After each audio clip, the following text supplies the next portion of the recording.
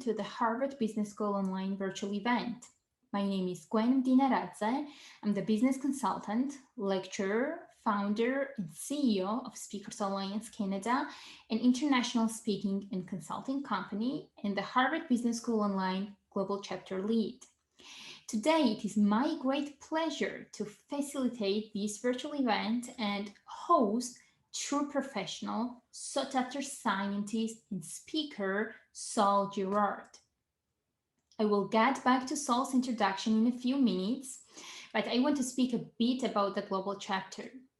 The global chapter is getting bigger and bigger, and many business professionals who have taken at least one course at Harvard are joining us, as well as my team is getting bigger, and we're excited to facilitate even more interesting and insightful events and interviews for you. Many people have found the global chapter beneficial. Some of them found jobs after our networking sessions. Some of us found like-minded people around the globe, and I want to remind you to use today's session as a source of networking with others from all over the world and as a great opportunity to listen and learn from one of the world's true leaders in data science, such as Saul. Now about Saul and her impressive background.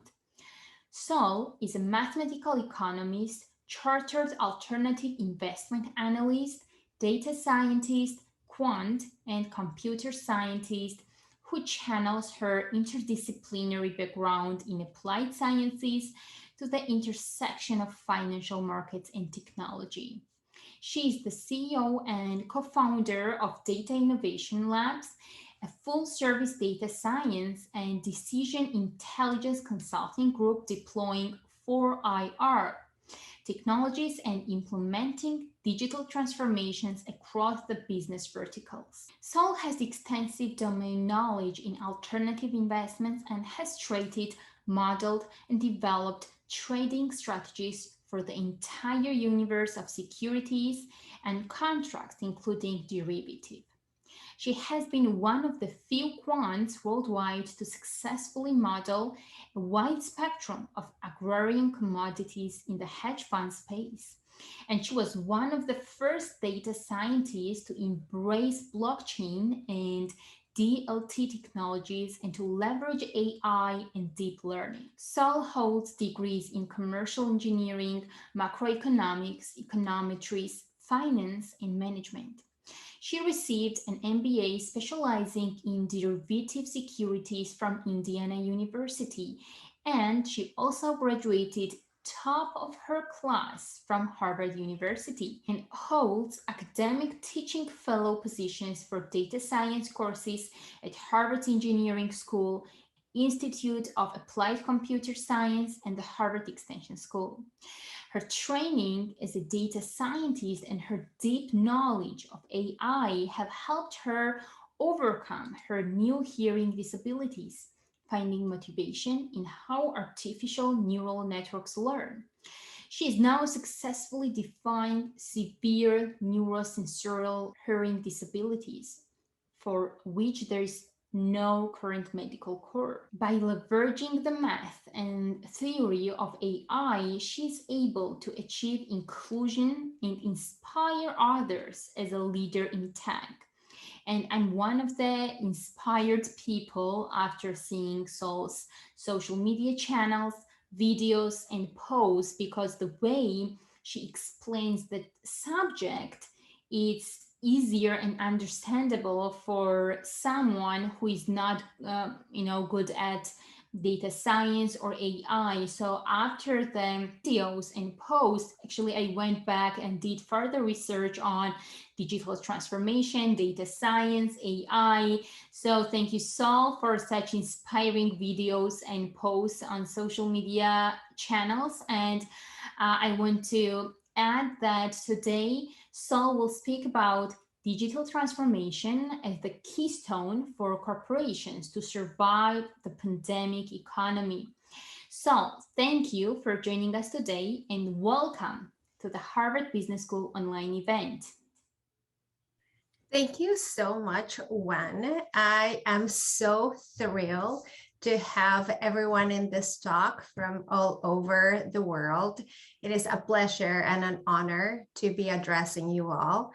And I have 40 minutes to talk about a huge, large topic.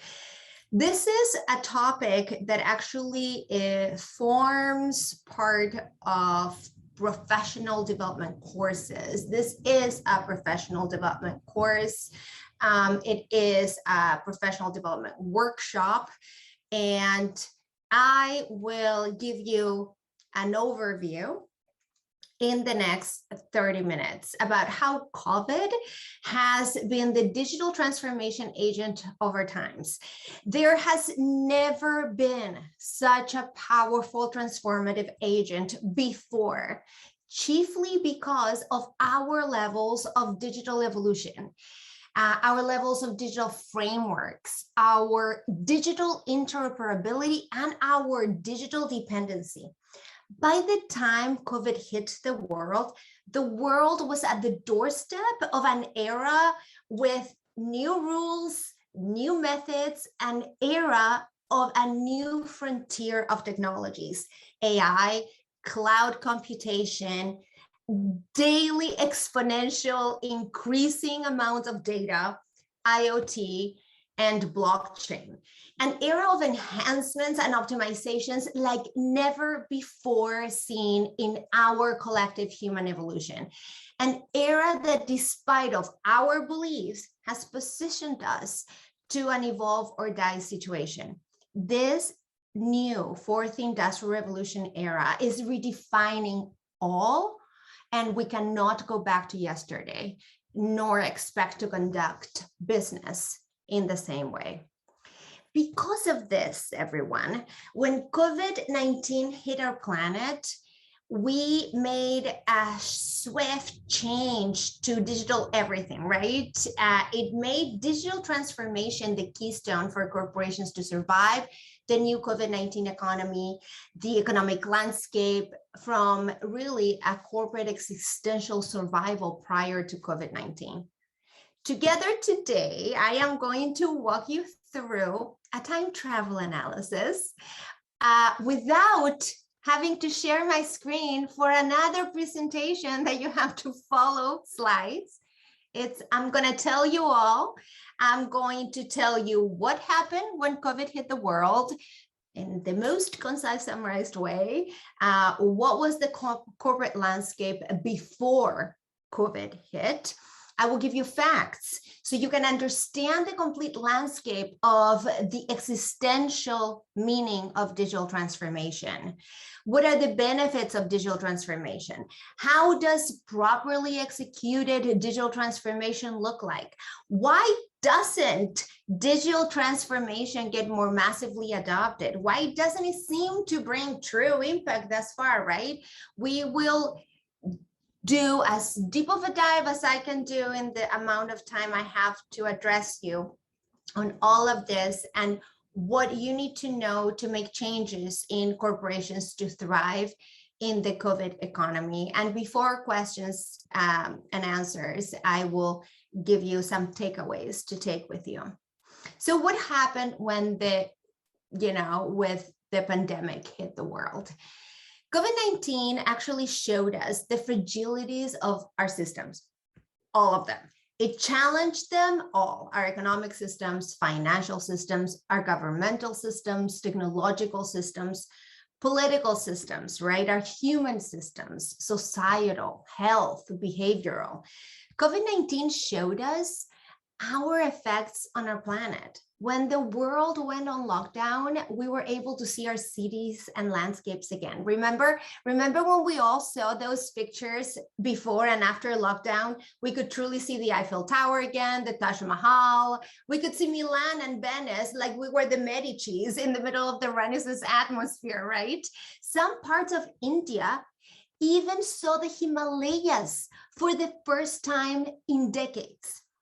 With COVID, the natural world got tremendous positive externalities. It thrived. Wild animals roamed empty streets, nature reclaimed urban areas. We all saw that, right? While we were hunkering down, trying to survive it. But what was the corporate landscape before COVID hit the world? The reality is that corporations were in existential times.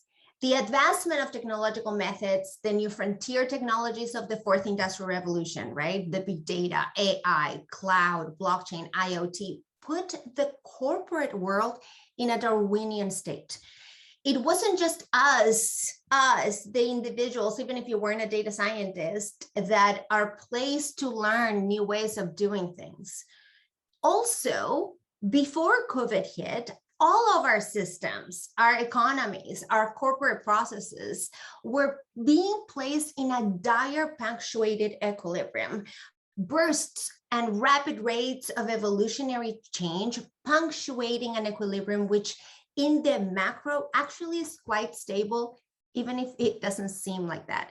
I don't have a lot of time to talk through punctuated equilibrium theory, but I really encourage you to research on it or to search for it. Punctuated equilibrium theory is not only used to model and explain social change, but is also used to explain organizational theory, corporate behavior, and technological change.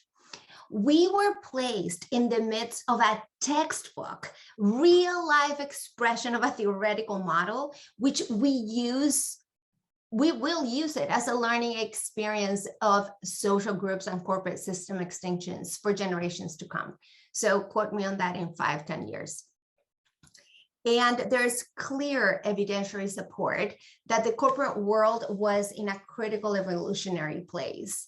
As data indicates from a lot of sources, all the corporate world was in a do or die moment. Either corporations evolved, not just adapt, evolved to the embrace of AI and a new way of doing things permeating the entire fabric of the organization. And that's the key, permeation through the organization, or they will perish.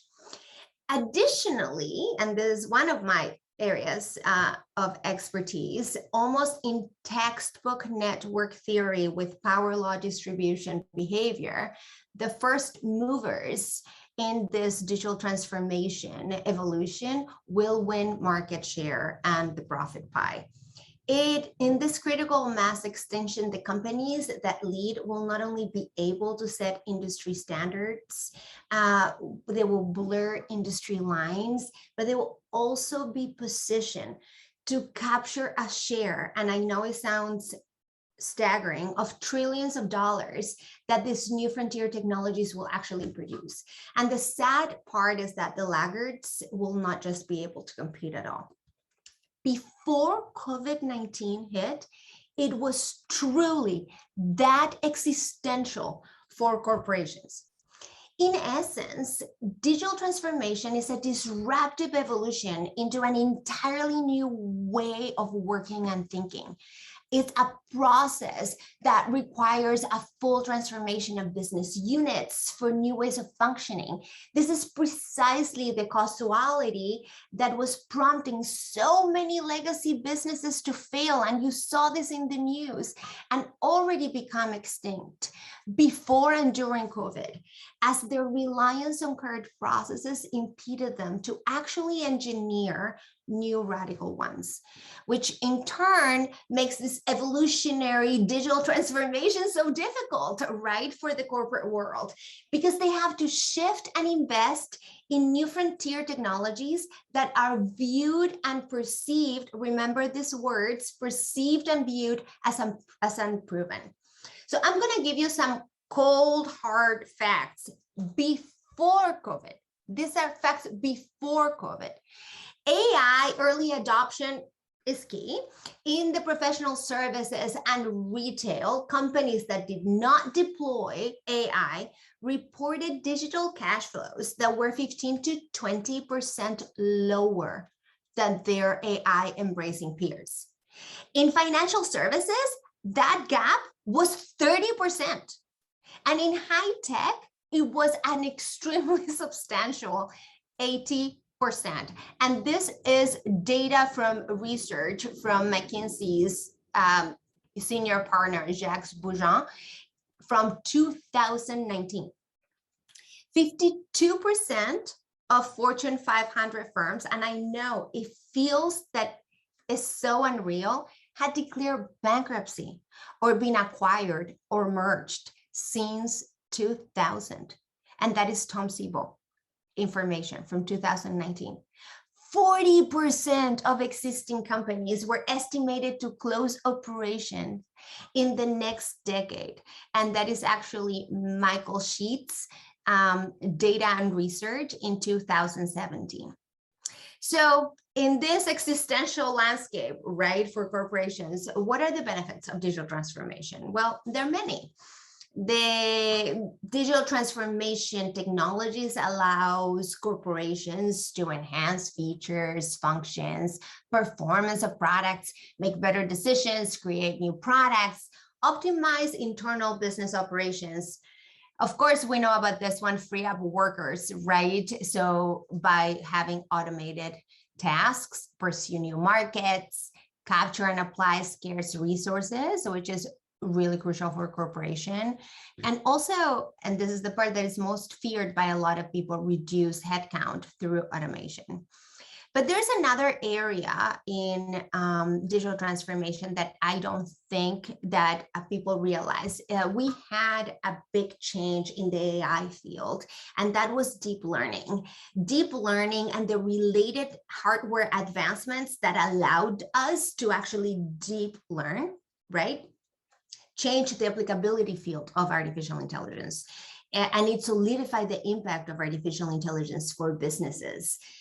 Deep learning was a huge breakthrough in the commercial impact fiber of fourth industrial revolution, allowing to process tremendous quantities of data that traditionally and alternatively was not be able to done before at very, very fast speeds. Nowadays, because of deep learning, AI has a broad corporate and industrial application in financial services. And you must know this, with fraud detection, yield and risk modeling, credit, financial products, recommenders, you name it, in medicine, in public and private health, in research, in computer vision and management optimization, in manufacturing, commodities. And these are just the most punctuated examples of use cases of digital transformation. If we just consider the cloud computing component of digital transformation and the fourth industrial revolution, in 2018, Cisco Global Cloud Index Research said through massive amounts of research that they had done through a specific period of 5 years and projections that 94% of workloads, this is before COVID, by the way, 94% of workloads that were going to be processed by cloud data centers by 2021. We are in 2021 and we are in the times of COVID. If we consider all components of digital transformation using our, fourth industrial revolution tech in 2016, and these are the numbers that I really want you to take with you. In 2016, the World Economic Forum, through their research, said that digital transformation will produce $100 trillion in increased global businesses and societal value in between 2016 and 2030. In 2017, PwC research said that digital transformation was going to equate to a $15.7 trillion annual global GDP increase that was only AI-driven, just considering the AI-driven GDP increase by 2030. In 2018, McKinsey research actually said that digital transformation was going to produce a global increase of $13 trillion, specifically from the time of 2020 to 2030. And, the numbers of this massive amounts of productivity, not just for companies, but for countries, right? The gross domestic product increases are staggering, and they're in the trillions of dollars. The potential economic impact of fourth industrial revolution was clear before COVID. Not digitally transforming meant giving up a piece of a huge pie in the order of trillions of dollars annually. So before COVID, digital transformation was already a train that was leaving the station at hyper speed, and unless corporations and their leaders were on it, they were going to be left behind. It was that clear. Before COVID, not digitally transforming meant foregoing the opportunity of trillions of dollars in value creation via AI, cloud, and IoT insights. And this was a winner-take-all situation for the leaders in digital evolution versus those lagging competitors.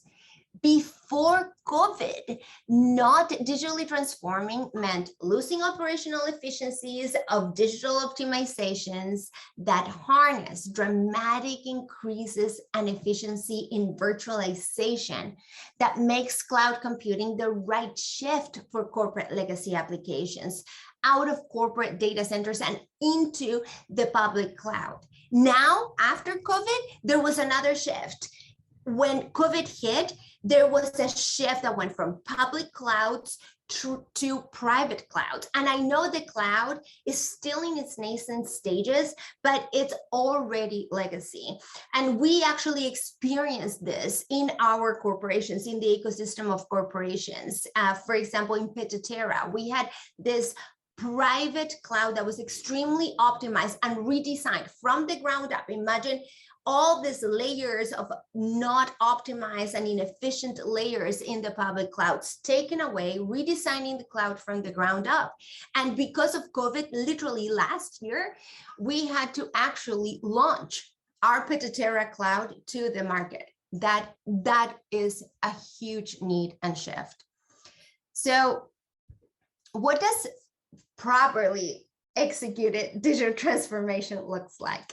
And this is really important. I would love for you to understand that adopting an AI tool doesn't mean digitally transforming. Digital transformation properly executed ensures that the digital strategy is aligned with the corporate strategy. It ensures that you're going to exercise high levels of strategic response in digital change in different areas of the corporation. And also it promotes corporations to avoid pitfalls in culture. For example, having siloed mindsets and behaviors, right? This is classic in the tech and IT departments of corporations. The lack of common culture across business units, lack of common view of the customers across the organizations. Properly executed digital transformation should avoid these areas. In DIL, we have done extensive research at how the profits and the improvements in organizations actually change with digital transformation that is properly executed. You have this typical continuous improvement path, right? Usually with a positive trend. The moment you intersect a digital transformation module, the corporations increase a shift. They have literally a step up shift. It is a disruption that moves the profit curve up from literally. And then from there, another continuous improvement change and path, and then another module can increase it again. And this modular approach that I'm talking about is really crucial because digital transformation is extremely complex and it requires this adaptation to corporate strategy. And that is really, really difficult. That cannot be done in a year. First of all, it's a multi-year roadmap. But second of all, it cannot all be done at once. You have to take it in bite-sized pieces. So it has to be divided in modules that are going to become internal corporate proof of concepts, like, for example, like a virtual a merchant marking module, right, for fraud detection. You take that, you do the proof of concept, you review it. Maybe you also take retail banking cross-sell recommendations, for example. You take those two modules, you proof of concept them, you work out all the kinks. Then in the next term, you execute them, then you implement them, and then you take two other modules from the corporation as proof of concept. Then by the next term, you're actually going to have 4 different modules in execution and implementation, with new modules coming on board for proof of concept, and so on and so forth, until the whole roadmap is properly flushed out, implemented, developed, and designed. And this is what gives you that continuous path improvement. You shock the systems with an implementation of the modules. You get that step up improvement performance. Then again, your continuous path of improvement, shock the system again. And that is how you can achieve properly implemented and designed digital transformation. So then the million-dollar question, why doesn't digital transformation get more massively adopted by corporations? Well, in the last 5 years, corporations have concentrating on what I was talking before, right? This fourth industrial revolution tools like AI processes and out of the box cloud microservices, not true digital transformation, as I just exposited. Corporations have not aligned digital transformation with strategy. That has really hindered the adoption. They also haven't fixed siloed mindsets within the organization, lack of common culture across business units within the organization, and internal cultural problems that avoid adoption. And all of this feed into the human factor as to why things don't get adopted. And I will talk a little bit more after. Digital transformation, as I said, is very, very complex. It's not just slapping an AI tool on it. It requires a tremendous amount of feedback and conversation in between the teams developing the digital transformation and the corporations. It is operationally complex. It's executionally complex. From a corporate psychology perspective, it's complex. Digital transformation requires not only the use of fourth industrial revolution technology, right? AI, cloud, sophisticated system. It also requires an expert team of next generation data scientists whom understands business interoperability. It requires an expert team of next generation data scientists whom have proper domain knowledge of the verticals. Remember, data science is an intersection field. Without domain knowledge, you cannot properly execute a model, let alone digital transformation. You have to understand market, operations, strategic domain knowledge for the specific vertical of the business. Otherwise, the business cannot be properly digitally transformed. Internal data scientists usually are working on specific corporate projects, and they don't have the knowledge nor the bandwidth to actually deal with digital transformation. That has also been a big problem. Corporations say, well, we have data scientists in our team. Also, internal data scientists and coders of AI and software engineers and IT experts also don't have that business and strategy and domain knowledge to perform digital transformation. Also, internal teams, as I talked before, especially in tech, are siloed and lack that 30,000 feet view to properly design and execute digital transformation from firms. But also digital transformation, and this is so important, requires top-down leadership internally within the organization from the C-suite, ideally the CEO. The CEO should be the one creating a digital transformation directive that makes the necessary corporate and culture changes to embrace digital transformation. But also, digital transformation requires internal learning workshops of different levels of proficiency to all corporate groups on data literacy and digital transformation, so they all can embrace the digital transformation change and not feel threatened by it from a job stability perspective, and also they learn how to use the systems and the digital transformation implementations. And this is so important, and I cannot stress it further. The weakest link and the most unsuspected non-technical link in an organization can destroy the adoption of digital transformation roadmaps. Digital transformation requires time, a lot of time.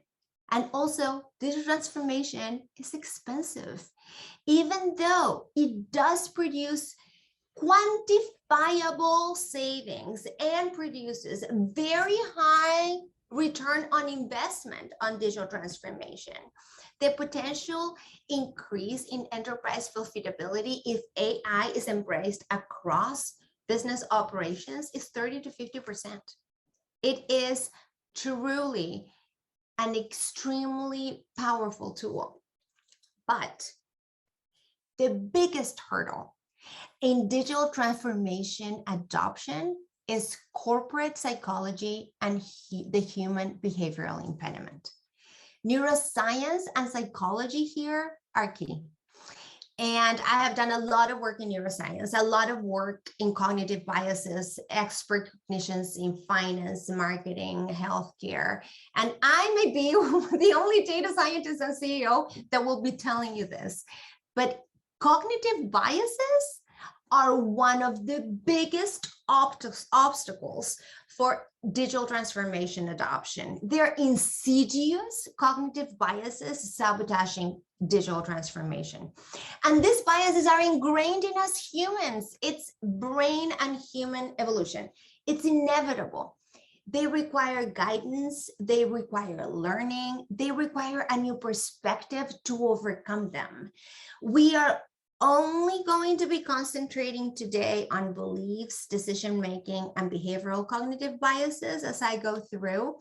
There are other cognitive biases that fall in the spectrum of cultural, societal, and political, and many sciences use these concepts, but these biases are so pernicious. And given that an organization is first and foremost composed by the human element, in my research, everybody, and in my business empirical experience, it is a crucial element to deter adoption. And I have to consider that every single time I am dealing with digital transformation for a client. The system of beliefs come into play here and increase our predisposition to some biases, right? Yet cognitive biases, and this is why I'm concentrating on them, are innate to our human cognition, and they're innate to our human condition. It's a brain thing. Our brains are just not wired to think in terms of probabilities and statistics. That is an acquired skill. Think about your experience at HBS and Harvard and introspect on it, on the fact that aside from all the knowledge that you gained, the most drastic change that HBS and Harvard imparted in you is a new way of thinking, right? I mean, at least for me, and I came to Harvard as my third higher learning institution. This is why digital transformation and data literacy workshops are so important to be incorporated in any digital transformation plan. Assumptions, by the way, are the very close cousin of biases, but assumptions are more obvious that they're wrong than biases. And that is something that is easier to overcome. I actually have overcome them in boardrooms in Wall Street, and I have had conversions right there of people that started as skeptics, and by the end of the meeting, they were absolutely in understanding. Cognitive biases, though, and improperly developed assumptions interfere with critical thinking and prevent you from seeing and recognizing and absorbing an objective reality that conflicts with them. And that's why they're so problematic. Here we have an adoption impediment with the intersection of behavioral economics and behavioral finance. And prospect theory is a very good theory that actually describes very specific biases. And here comes the status quo, Gwen, that I was talking earlier. Prospect theory comes from 1979 from Daniel Kahneman and Amos Tversky. It was actually cited in the decision to award Kahneman with the 2002 Nobel Prize in Economics. And Professor Kahneman and Tversky describe in this theory how people assess their loss and gain perspective in an asymmetric manner. That is crucial because it is in contrast to expected utility theory that you probably have learned, where it models decisions in rational agency. But we are thinking that we're being rational, prompted by biases that are not rational. So here comes the first bias, is the status quo bias. Is an emotional bias and is the preference for the current state of affairs, right? I mean, if it's not broken, don't fix it. And the current baseline, that becomes the status quo. Any change from that baseline is perceived, and hear me out, is perceived as a loss.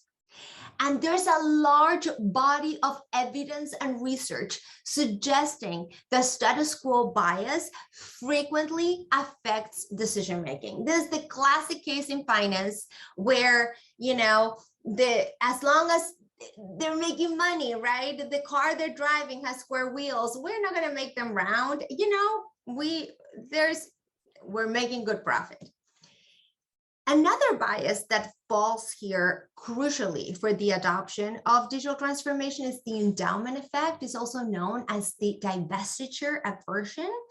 And that is when people are given a good and they're very reluctant to trade it for another good of a similar value or higher value. And this is key in hindering the adoption of digital transformation, because here you have a new high value good, but leadership in the organization is likely to keep the old clunky systems. And still in prospect theory, here comes another bias that fits right into the one I just spoke of, and it's called system justification. Believe it or not, there's a bias that has been well-defined, researched, and established for that. And that is the tendency to prefer and bolster the status quo in existing social, economic, structural, corporate, and even political systems. The key here is that the preferred new alternatives are disparaged, sometimes to the expense of individual and collective gain. It is that powerful. The other bucket that I wanted to talk to you about are anchoring biases, and I think that you are more familiar with them, is that tendency to anchor in one trait or piece of information in decision making. But the important thing, and this is the part that the majority of people are not aware of, is usually the first piece of information acquired. And that is key in digital transformation because it's a very rapidly evolving field, right? So you have this old information versus new information. However, leadership and employees anchor to that first piece of information acquired in the past. Another bias in this category is the attribution bias. It affects adoption of digital transformation. And that is when a judgment has to be made that is based on computational complexity. Instead of the computationally complex road, the road that is chosen is a less efficient and more easily calculated road of heuristics. And that is what gets substituted. But the important part here is that you will think, yeah, of course, I mean, there are a lot of reasons, maybe it's a financial thing. Not really. That substitution is thought to actually happen automatic in the intuitive judgment system.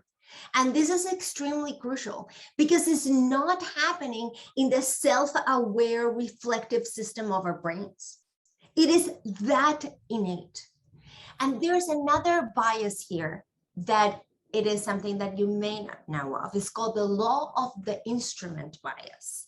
And that is an over-reliance on a familiar tool or method, ignoring and undervaluing alternative approaches that are clearly better, like digital transformation components.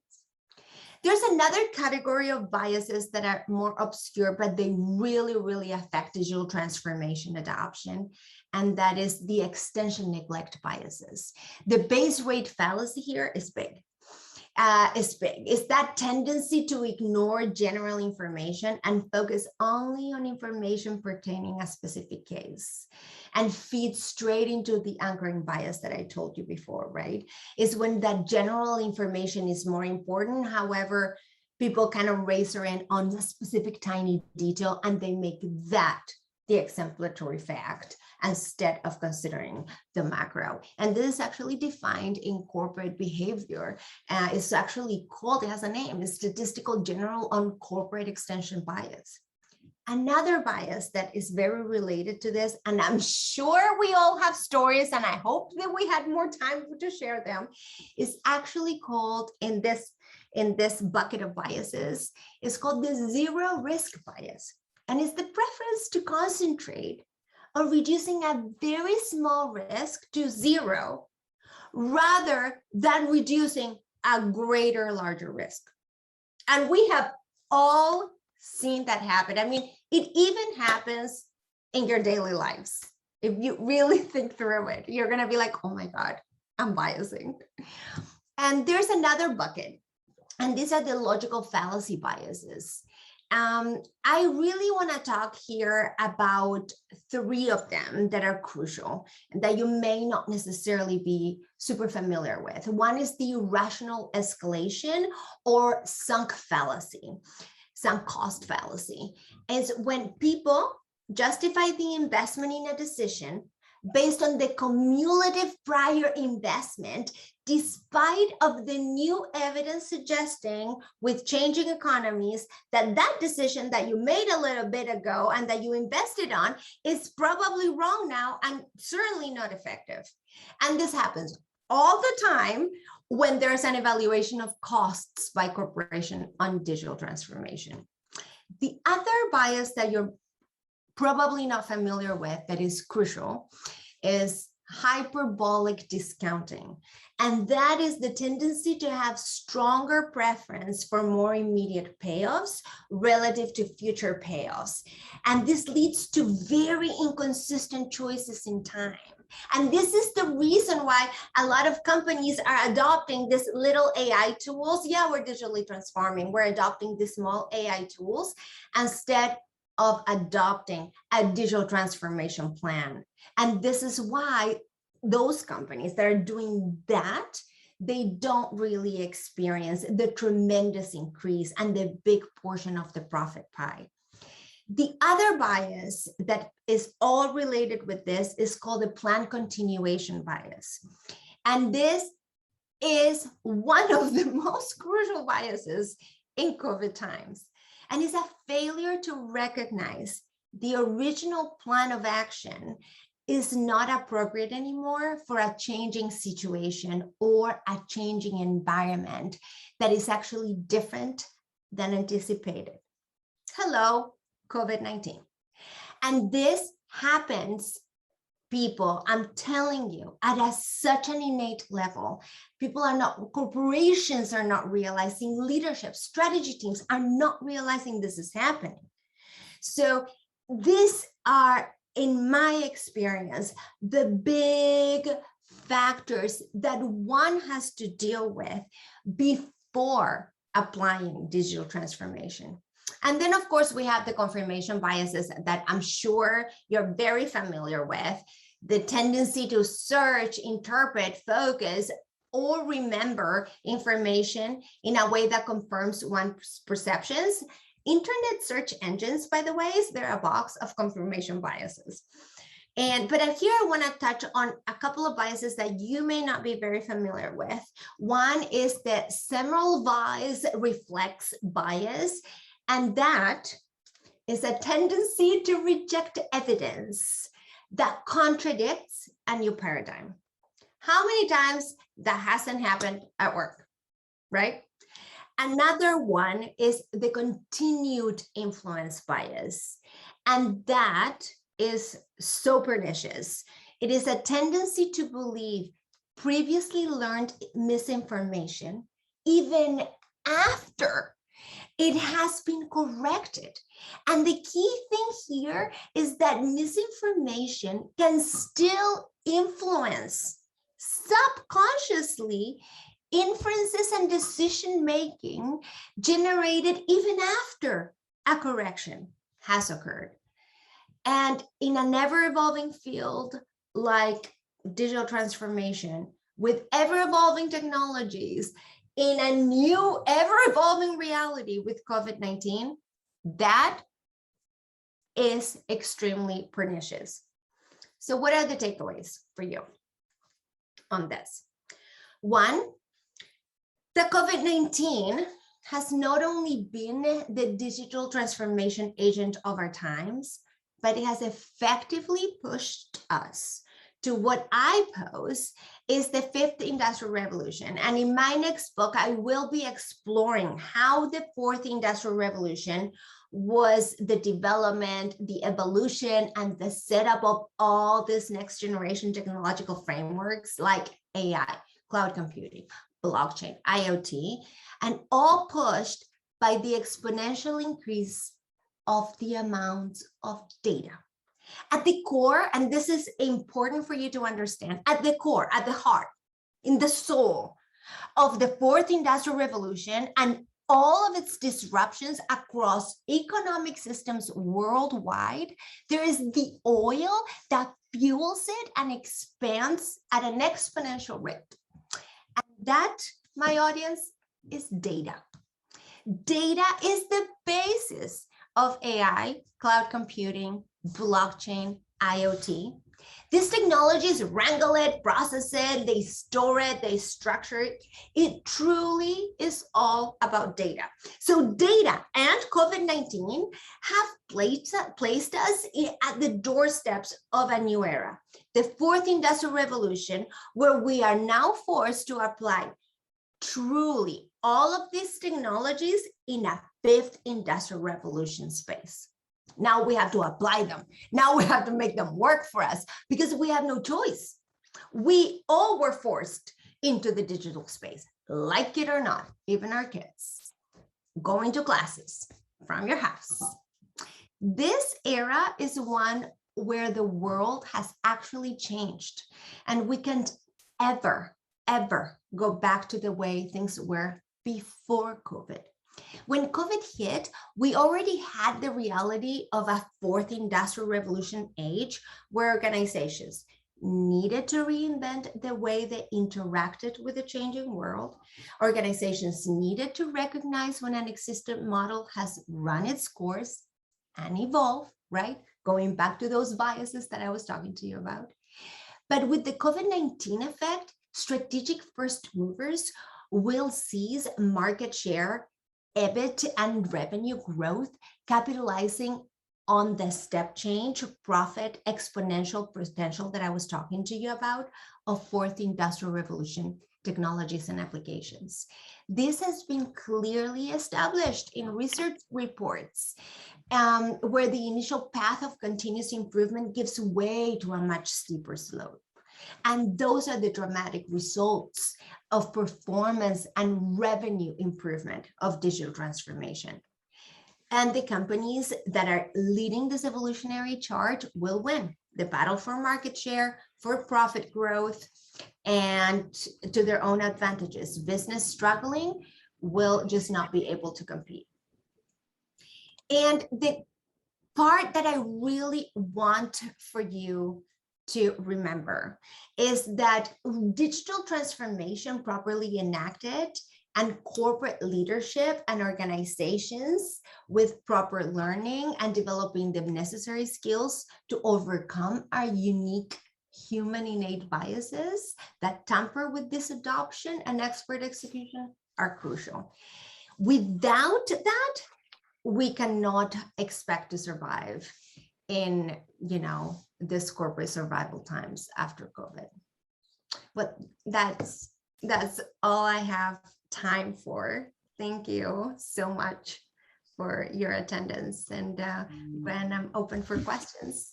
Thank you so much, Saul. I said, and I want to repeat, we all seen very well-educated professional with, great background, but it's really different to have ability to really explain the topic that you are good at to someone who has no idea in data science, similarly to me. But we have many professionals here who have really good questions for you and who are working in the same area as you do.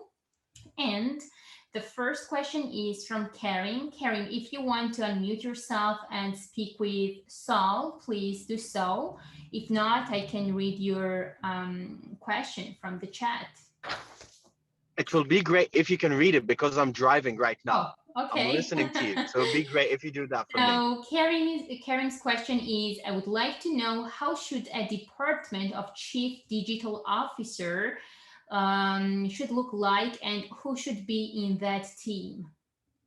Can you please repeat the question? The Chief Digital Department? Yes. Chief Digital Officer. How should a department of the Chief Digital Officer should look like and who should be in the team? Excellent question. I think that this has to be an interdisciplinary department. You really need to have data experts, but data experts that have cloud computational knowledge, that actually not just know IT or data structures, but they also have ideas and knowledge on orchestrators, on cloud orchestrators is very, very important, because even if they're not implementing it, they should be able to understand and pose the requirements, for example, to Pitadera or whatever other private or even a public cloud type of requirement, so they actually know the path forward.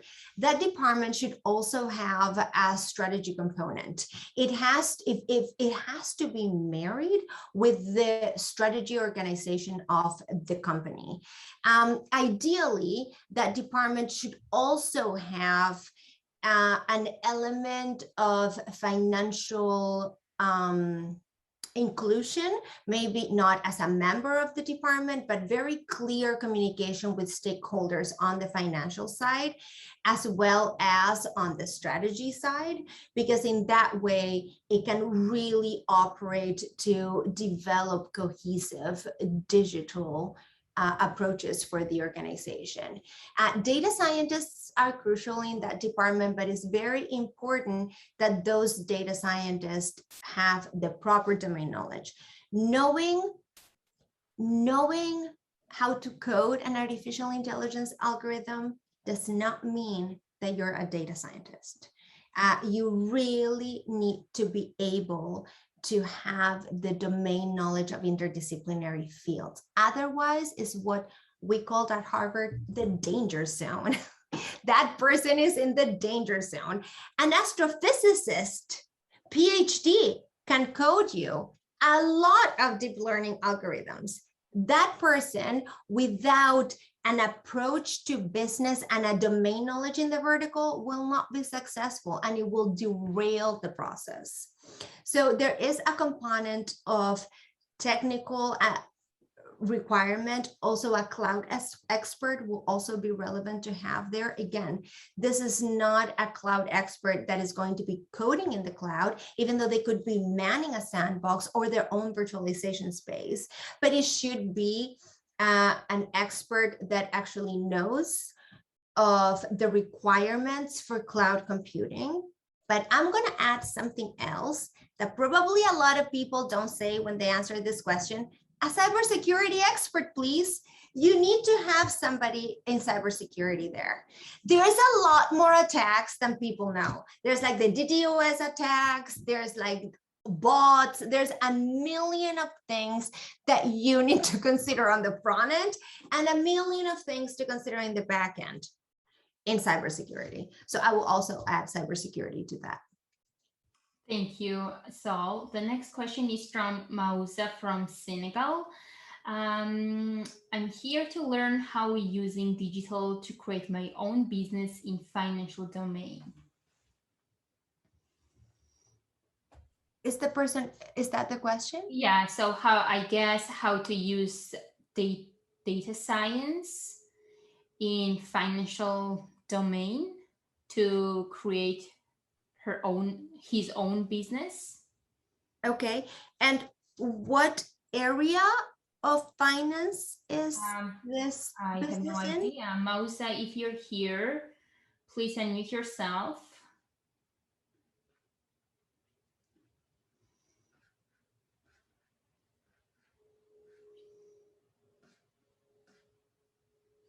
Because the reason why I'm asking is because it will depend on the area and it will depend on the interface, if it's going to be a front end interfacing in finance or if it's going to be something that is more back end.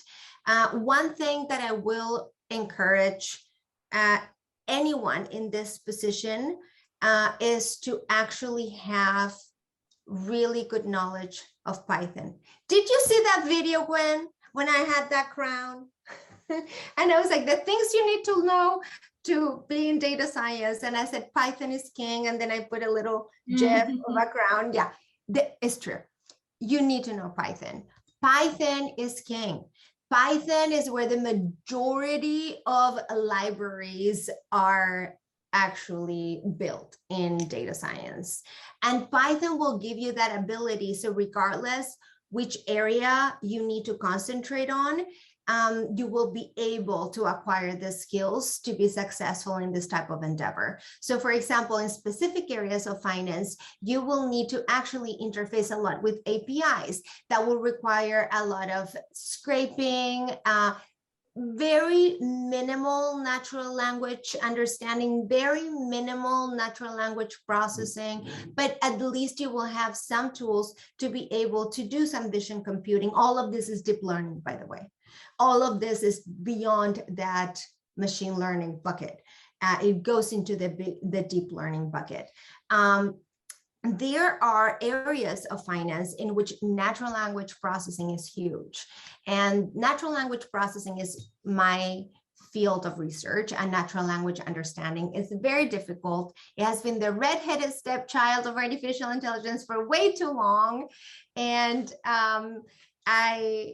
I hope to work with, the amazing, talent and professors around the world. I'm so lucky to have the support of so many in this field. But some of that workload in finance will require that. Some will require vision computing. That's minimalist, but I will strongly advise on Python for that data science finance intersection. Thank you so much, Saul. There are a lot of questions in the chat, but there's no time to answer all of them. You all have Saul's contact information and my contact information as well. If you need further assistance or want to have a consultation with Saul, or you want to ask her question, you're welcome to reach out to her for consultation or, further assistance. All information is in the chat. And thank you so much, Saul. Again, we very much appreciate your time and willingness to share your knowledge with the HBS Online community. Thank you, everyone. Thank you so much, everybody. Thank you for coming. It was a pleasure talking to you, and feel free to reach out. Bye. Bye. Thank you. Bye. Bye, everyone.